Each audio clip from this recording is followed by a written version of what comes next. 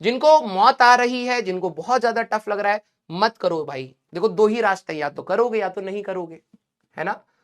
आप रो के भी करोगे तब भी करोगे ही करोगे, है ना। तो मैं कह रहा हूं कि थोड़ा सा अपने आप को चिल करके ट्राई कर भाई। जब तू ट्राई करेगा, कुछ कितनी बार बोलूं मैं, मेरे को तो ऐसा लग रहा है कि मैं शायद दीवार से बात कर रहा हूं। ठीक है, चलिए कोई नहीं, नहीं हो पा रहा मत करिए।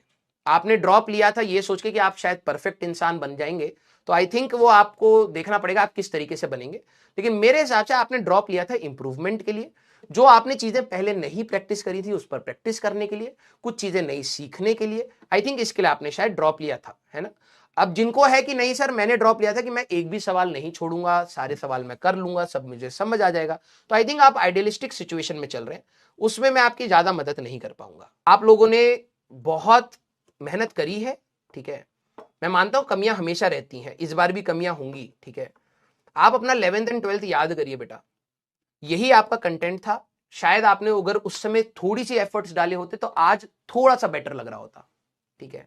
लेकिन चलिए ठीक है, जो चीजें पीछे रह गई हैं अब हम लोग उसको लेके रो नहीं सकते, लेकिन एटलीस्ट मैं आप लोगों से ये तो एक्सपेक्ट कर सकता हूं कि यार जो चैप्टर कठिन होगा तो उसमें एटलीस्ट आपका एटीट्यूड ये रहे कि नहीं यार मेरे को ये फोड़ना है, जितना सीख सकता हूं उतना तो सीखूं। आपके अंदर ये पेशेंस होना चाहिए कि यार मेरे पास जेईई मेंस सबसे पहले आएगा, उसके लिए क्या इंपॉर्टेंट है पहले वो देखा जाए। नो डाउट एक्स्ट्रा क्वेश्चन जो हम लोग टफ वाले कर रहे हैं उससे हमारी लर्निंग कैपेसिटी और इंक्रीज होती है। जो आज मैंने अभी आपको वो व्हील वाला क्वेश्चन दिया कि एंगुलर मोमेंटम निकालना है, अब हम लोगों ने पहले उसको इतना डिटेल में पढ़ लिया कि अब आप एंगुलर मोमेंटम आसानी से निकाल पाए।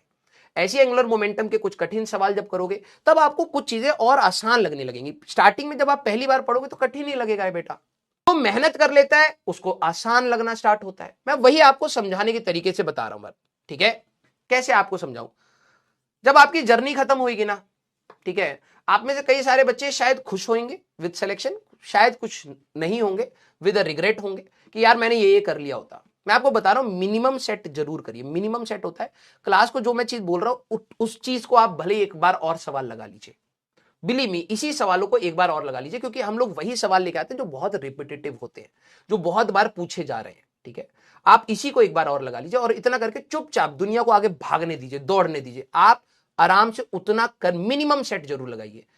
ज्यादा हो हुल्ला के चक्कर में ऐसा ना हो कि आपने मिनिमम सेट जो क्लास में बताया जा रहा है आपने उसको ट्राई नहीं किया, आपने 10 चीजें एक्स्ट्रा और करने की कोशिश करी और फिर सिलेक्शन रह गया, ठीक है। पूरा साल बर्बाद हो जाएगा बेटा, ठीक है।